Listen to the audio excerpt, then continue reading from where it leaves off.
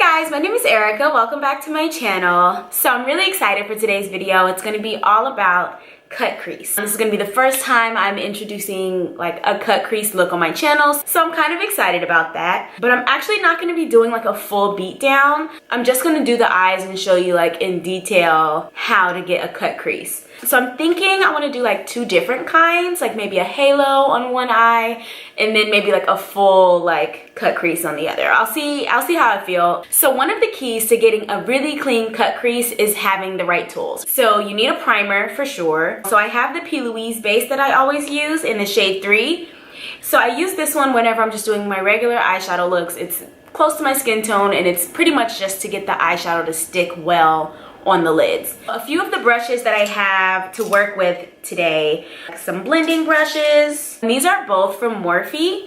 These are from the Jaclyn Hill collection, but pretty much any of their brushes are nice. I just liked the white, they were cute to me. But this is the JH36 and 37. The 37 is the smaller one and the 36 is the bigger fluffy one. So I also have the JH42 and this is like a smaller detail brush. And I'm gonna use this after I cut the crease and I wanna get really close up to the line where that cut crease is. I'm gonna use this to get as close to that line as possible. It's hard to explain, but you'll see when I use it.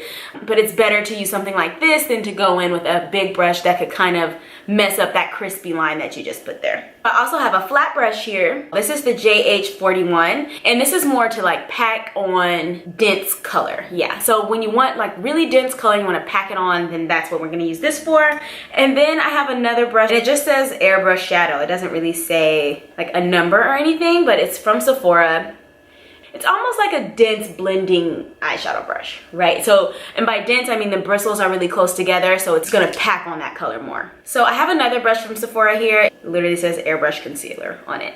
And I like this one for blending out my eyeshadow bases because it just makes it really seamless and not streaky and stuff like that. The last one I have is a flat brush that has a very flat tip. So it's been through a lot, like it's all broken down, but I took some scissors and I trimmed the tip of this brush so that it would be very straight, so that when I cut my crease, my line will be even. All right, so let me zoom you guys in. So one thing that always bugs me is I would lay down my base, put down my shadow, and then to have to put another base on top of that. Sometimes my lid would get like wrinkly almost, like it was just too much product. One way that I've kind of avoided putting on so much product on the lid is I'll kind of put my primer on, but I won't quite hit the very center of the lid.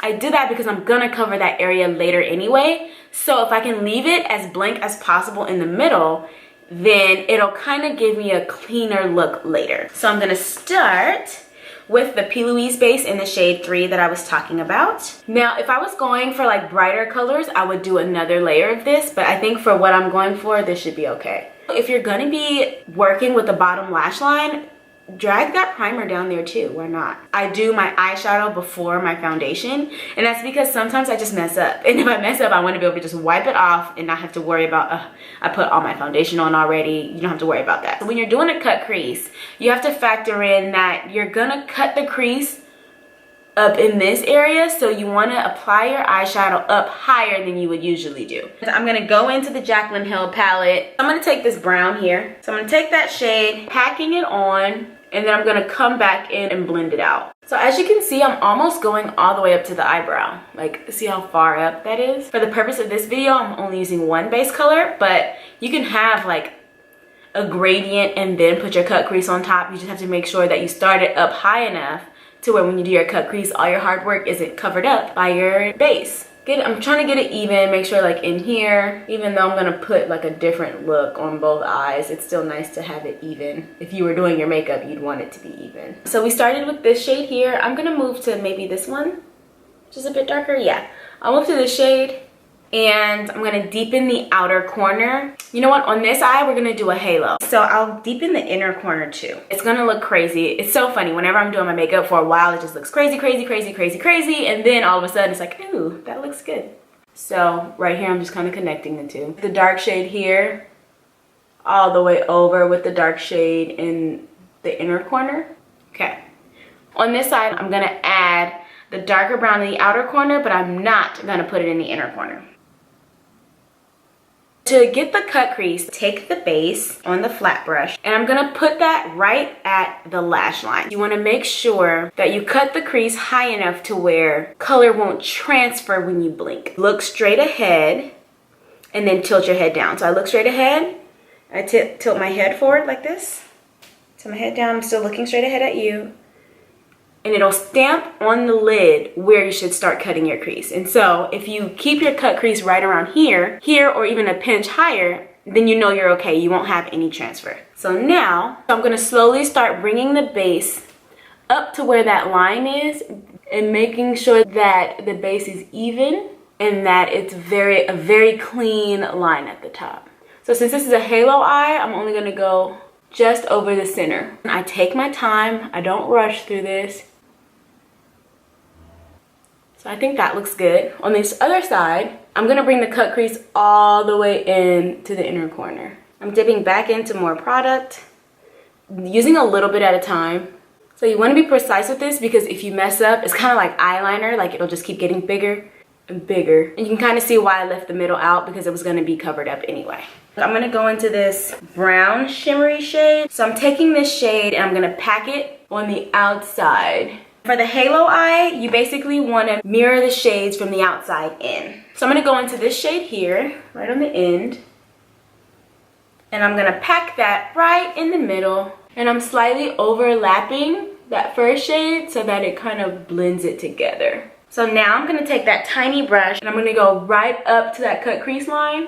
I'm basically going right up to it, but I'm not passing it. I'm taking a little bit more. I'm just kind of going over more of the brown over here, just to kind of blend out the edges. And I'm gonna take that same brush, cleaning it off into that lighter shade. So now I'm just going back and forth between the darker shimmer color and the lighter one just to make sure things are blended. So on this side, we're gonna do a similar, the same shades, but it's gonna look a bit different. And instead of using the shades, like mirroring the shades on both sides, I'm gonna do the gradient from inner corner to the outer area. So I'm gonna start with the darker shade and I'm gonna pack that on the outer area. Again, not getting all the way up to the line. I don't wanna go over that, so I'm not gonna get too close to it. I'm just using a lighter hand the closer I get to the inner corner so that it kind of fades there. So I'm going back into that lighter shade and we're gonna pack that on right in the inner corner. And we're gonna overlap, again, overlapping so that the colors look blended together. I'm gonna take the tiny brush again and get right up to that line. Beautiful. So now I'm gonna go back into this guy with the dark brown and just kind of make sure this looks blended as well. So I'm just gonna take that same small brush that I was using, I cleaned it off, and I'm just gonna go into the darkest brown that we used. I'm just gonna put that along my lower lash line because it looks kind of top heavy right now. Okay. Dang, do I have to put on makeup? Do I have to put on my full face? So, clean up any fallout. I got a little bit. So I happen to have a liquid liner. This is Urban Decay Heavy Metal. So if you take the glitter liner, you can go right along the line and it's like adorable. So I threw on some lashes because I feel like a cut crease is one of the more dramatic eye looks you can wear.